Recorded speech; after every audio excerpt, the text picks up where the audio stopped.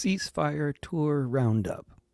The Israeli genocide of Palestinians goes on unabated, but at least in Scandinavia, it's all out in the streets for Palestine. You can find this essay in both written and podcast forms on Substack, on Patreon, and at davidrovics.com/thisweek. I've been on a tour in Scandinavia from the 1st of November until last Friday. During the many hours spent in the car, my singing partner Kamala and I have been mostly listening to Al Jazeera audio, tuned into the extremely professional Palestinian reporters talking stoically about their slain family members, friends, and colleagues, documenting Gaza's descent into apocalypse, famine, and disease, a land of rotting bodies beneath rubble too heavy to move without machines, which have no fuel if they haven't already been destroyed by the bunker-busting missiles the U.S. has just sent Israel in their thousands.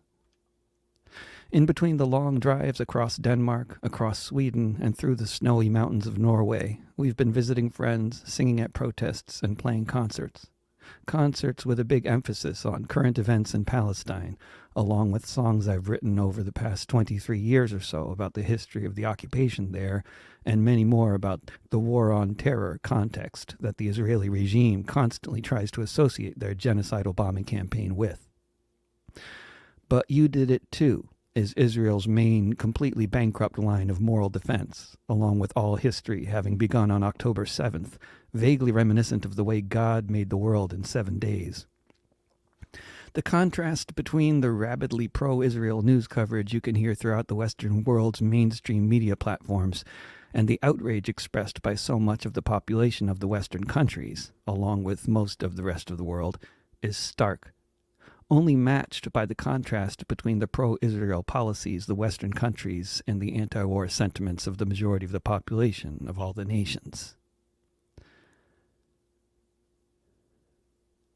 The tour was in Scandinavia, but my first stop in Europe, just for a few hours in transit, was Frankfurt, Germany. I had on a Palestine Action t-shirt walking through the airport. Typically, wearing this t-shirt in a public setting will elicit a few positive comments from Arabs and others opposed to Israeli genocide of Palestinians. But not in Frankfurt, where everyone was studiously quiet, pretending not to see the t-shirt. Recent laws passed in Germany could have seen me prosecuted for anti-Semitism for this t-shirt, I believe, but not that day. Our first gig was in Copenhagen, and was one of a couple that had a low attendance because most of the folks who would have been there were in front of the Parliament building, where that day's protest was happening at the same time as the gig. The Parliament was debating whether to ban pro-Palestine protests as they had done in Germany, and they were debating whether to light up the building in blue and white, the colors of the Israeli flag.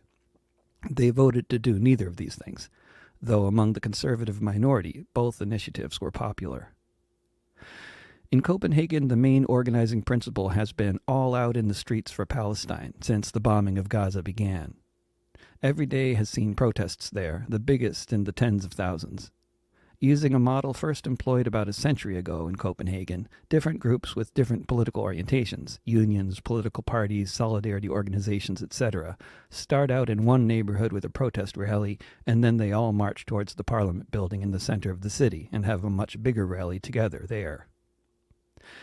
If we had been in various cities on the right day of the week, or for a longer stay, we could have sung at so many more rallies, but as it was, we were able to sing at anti-war rallies in Malmö and Gothenburg, Sweden, and Trondheim, Norway.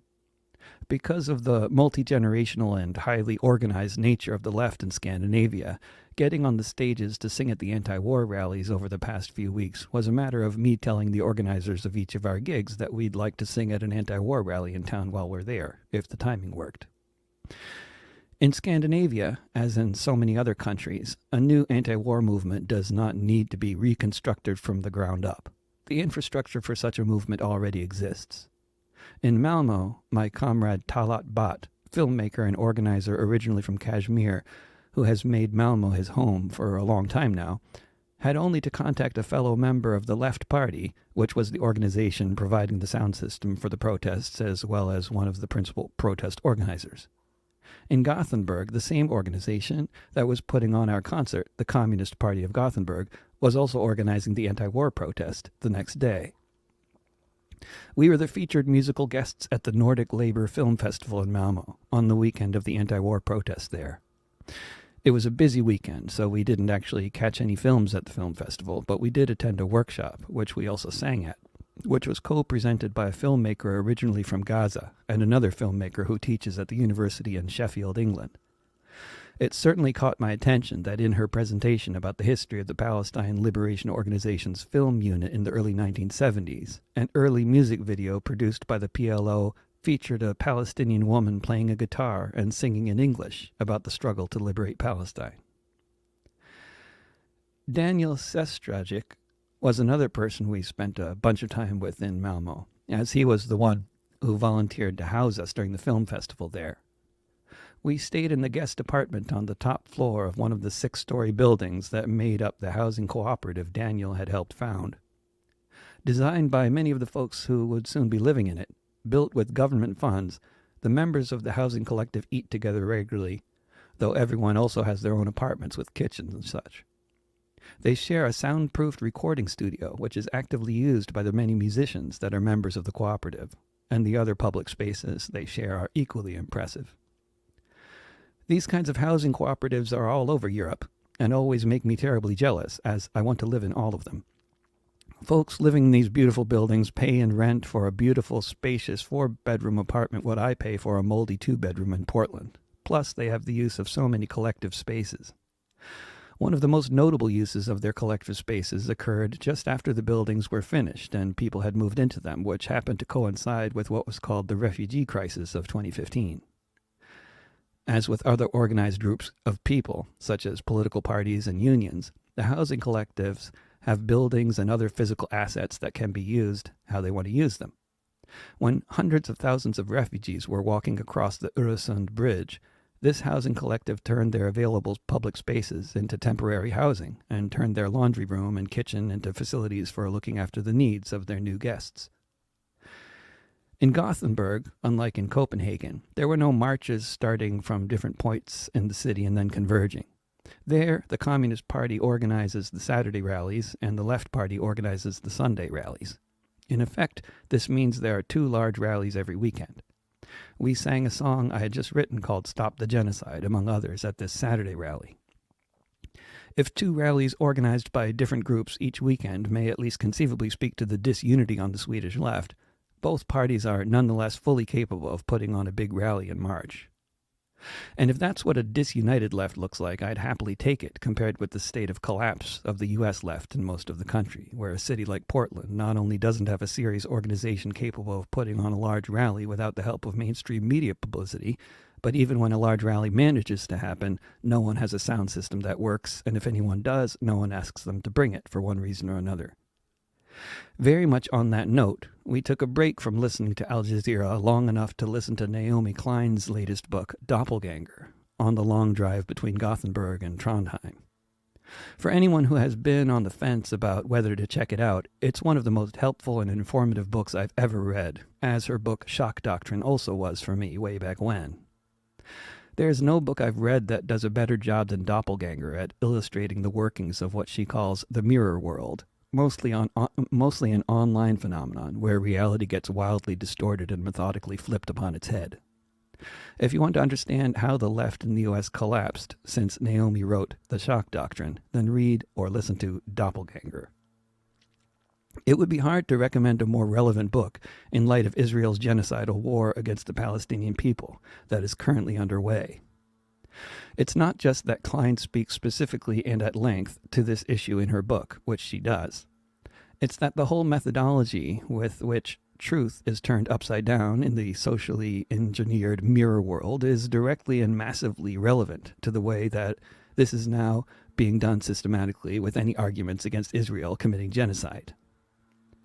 Trondheim had also been having regular rallies organized by different left parties. The one we sang at there was billed as a concert for Palestine, which was mostly what it was, though it also featured some powerful speakers. I had someone translating for me. It was organized by a group of folks more associated with the collectivist neighborhood of Svartlamoen, but it saw a good turnout either way. The folks setting up the stage in Trondheim had naturally been playing punk rock through the sound system while they were setting up when we arrived in the center of town. The lovely Norwegian man doing the sound asked me if there was something more appropriate they might play instead, and I suggested Feiruz, a Lebanese musician long beloved throughout the Arab world, particularly among Palestinians.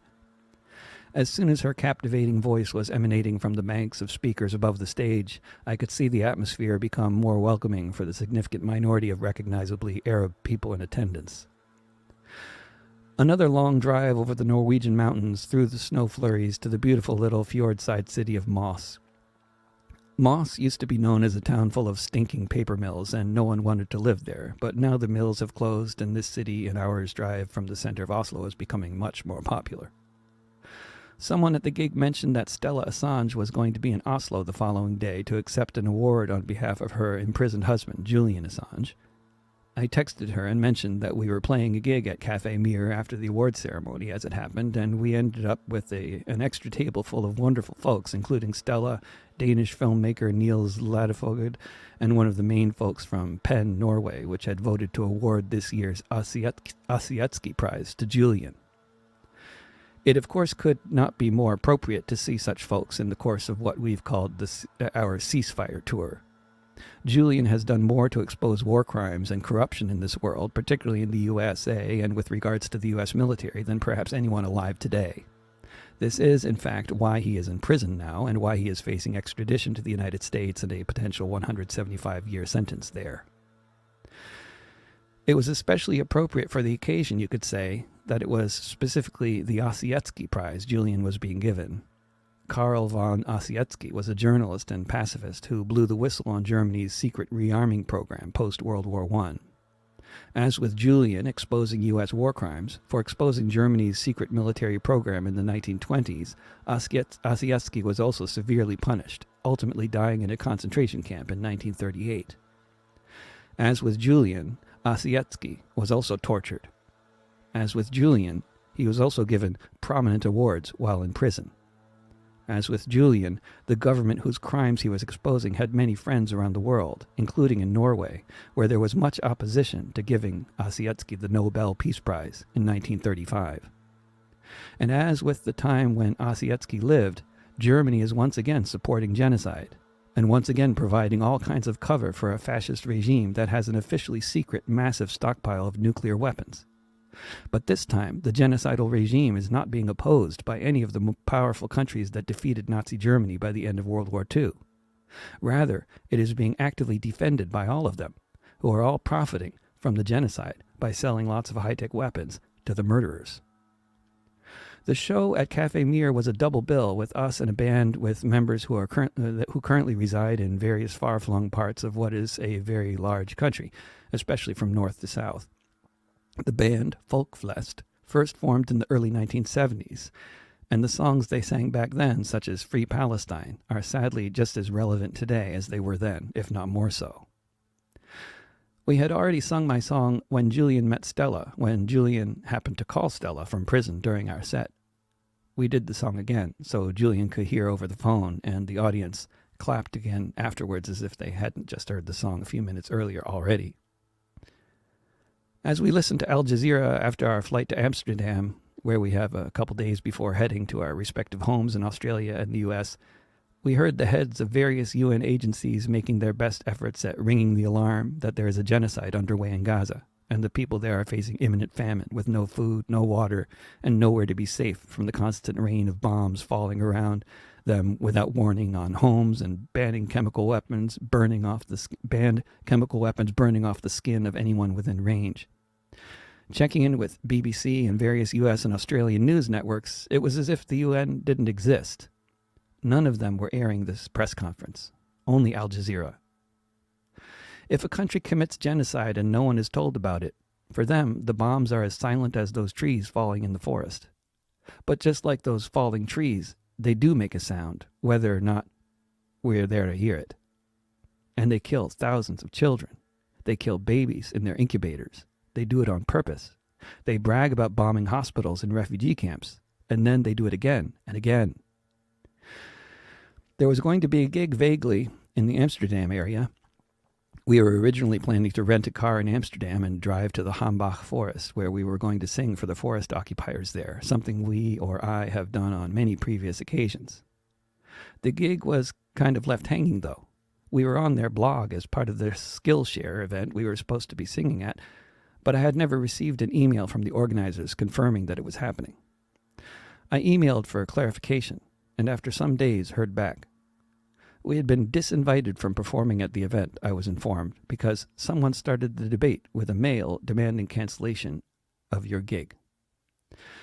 After some debate, the folks who had invited me to play decided that although they didn't think I was a Nazi or an anti-Semite, I had apparently given a platform to Nazis by interviewing a former white nationalist on my YouTube channel in January 2021, and so I was no longer welcome to sing for the folks trying to prevent the expansion of Europe's biggest coal mine. Me and all the white folks with dreadlocks who were also disinvited from participating in the movement due to their apparent racism. As Israel commits genocide against the Palestinian people, in Germany and in Portland, they debate whether some of those opposed to this genocide are anti-Semites for daring to communicate with an alleged right-winger on their YouTube channel. As Israel commits genocide, this kind of black and white thinking, where context is never relevant, is the state of discourse for significant elements of society, and specifically the left in both Germany and the United States, unlike in Scandinavia. At a time when we desperately need all hands on deck, in Germany and the US, we debate about who should be kicked off the boat before it sails anywhere. Although the deckhands on board are known to have many relevant skills and a lot of history of using them effectively, we first have to go over everything they ever posted on social media since 2006 in order to determine whether they might have once said something that could be interpreted as anti-Semitic, in order to make sure the skeleton crew that might remain is sufficiently pure of past possible transgressions. To describe how bleak this reality is altogether would require someone with far greater communication skills than I possess.